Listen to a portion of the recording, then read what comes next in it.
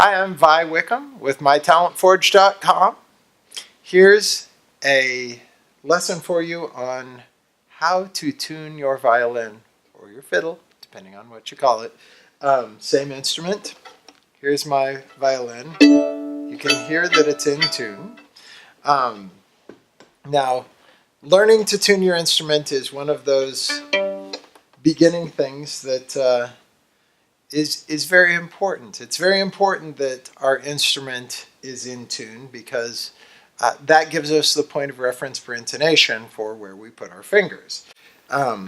So the names of the strings are G, D, A, E, and they sound like that. The A string is tuned to what we call A440. What that means is that the pitch or the vibration of the A string is tuned to 440 hertz. Now, what is a hertz, you might ask? 440 hertz means 440 cycles per second. So the A string vibrates 440 times in 1 second to create that pitch. La. So if you want to get your A string to perfectly 440 hertz, the easiest way is going to be using a Strobe Tuner. Now, I use a Strobe Tuning app by a company called iStroboSoft, or the app's called iStroboSoft, for my iPhone. There are a number of other chromatic tuners that will allow you to tune your A string to 440 hertz. Now, when we're looking at our instrument, we have a set of tuners down here on the other side of the bridge, and we have these tuners up here at the top. These are our regular tuners, and these are our fine tuners.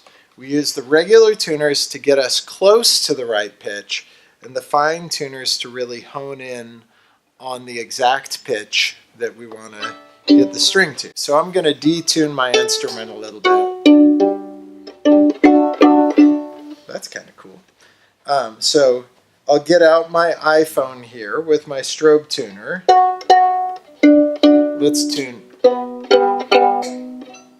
everything down a little bit.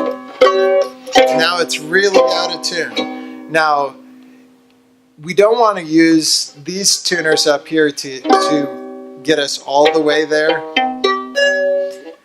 So what we're going to start out with is getting our A string to the right pitch. So I'm going to open up my iStroboSoft app, and I am going to play my A string, which is currently a G note that's kind of out of tune.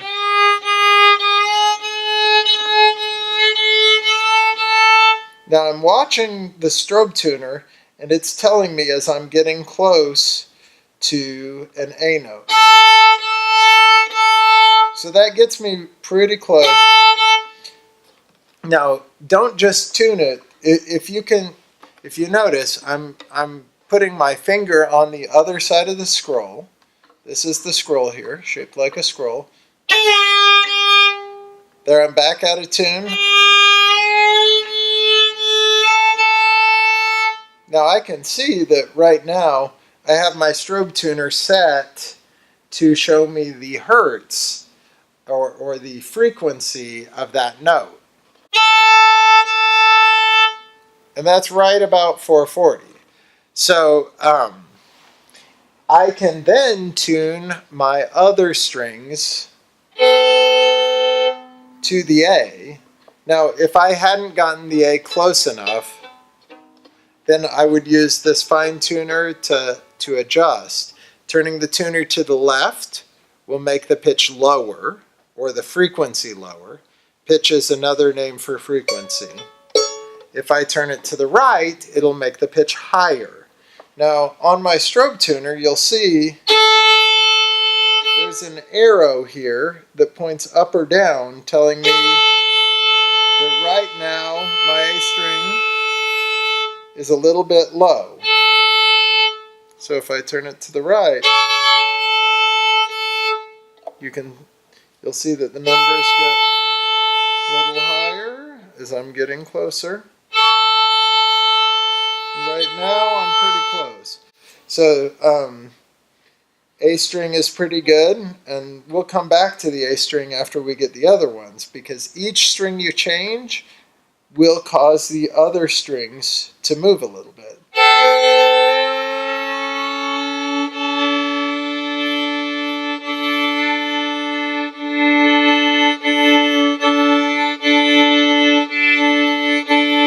Now you'll hear that when the D string is right in tune with the A, it gives us a little kind of nice ring. And then when it's a little bit off, it really sounds rough.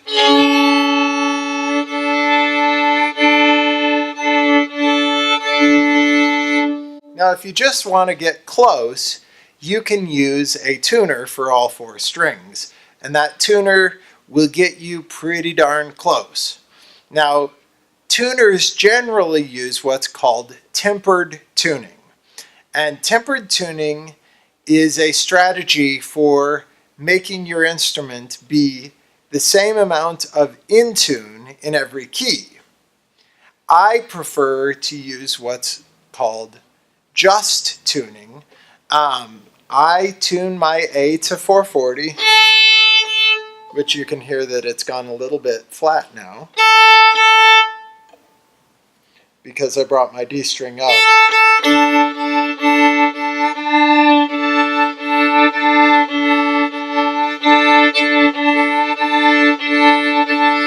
Now it's important that we put a little bit of pressure in on the peg when we turn it, so that the peg doesn't slip and drop, like the A string just did.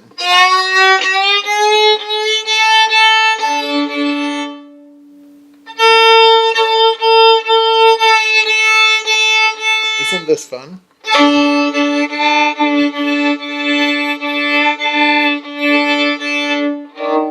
So we'll tune our G string up now. So when I use just tuning, I use open fifths. So a fifth, in terms of frequency, is 3/2 the frequency if we're going a fifth above, or 2/3 the frequency if we go a fifth below. So, we're getting a little physicsy here, but that means that for a perfect fifth, for my A string and my E string to be perfectly in tune with each other, the A string is going to be 440 because that's our standard, and the E string is going to be 660 hertz. Now, if you're just trying to get it pretty good in tune, use your tuner and don't worry about this whole discussion of perfect fifths. So, as far as the tuner's concerned, a perfect fifth is a little wider than the fifth on a tuner in tempered tuning. So the E string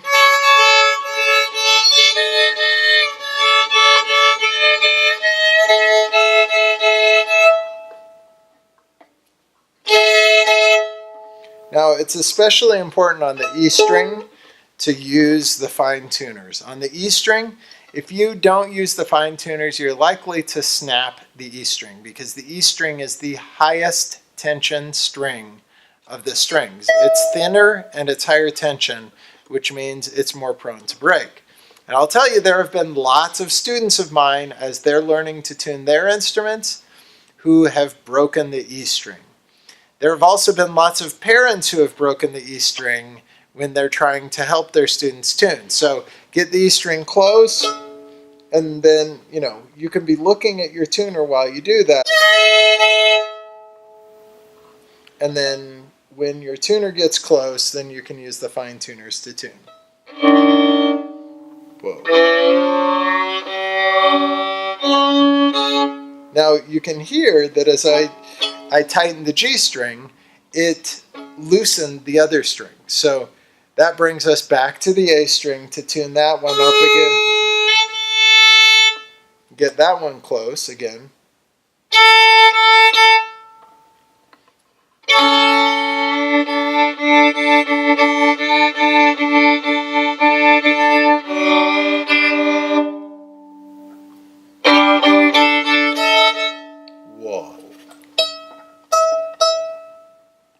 But you notice I didn't have to turn that E string very far to...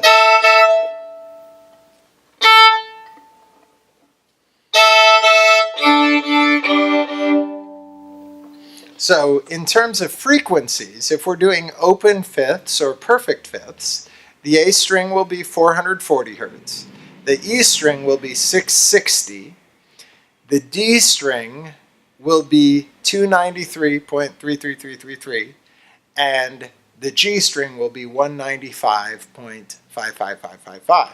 That will give you the most intonation between those strings, which also will lead to the most ringing of the strings when you play. Now, that is, not everybody does this. This is just the way I do it, and I like how it sounds.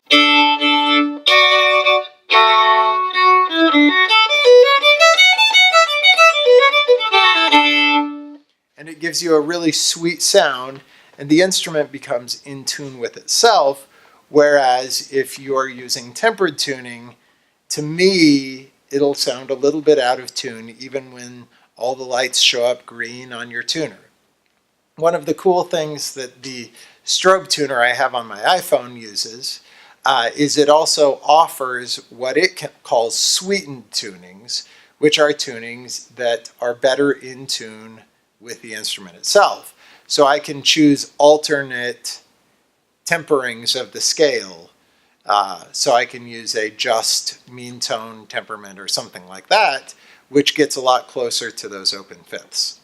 So again, to start out and recap, we've got our regular tuners that'll get us close, and our fine tuners that'll hone in on the actual pitches. The A string is 440. A violin is tuned in fifths, so if we go, that gets us our E, gets us our D. The strings are G, D, A, E, 195.5 repeating, 293.3 repeating, 440, 660. There is nothing better than a violin when it's played in tune. And there is nothing worse than an out-of-tune violin. So please tune your violin. I hope this helped. If you have questions, post them below. It's been a pleasure teaching you how to tune your violin. I'll see you next time.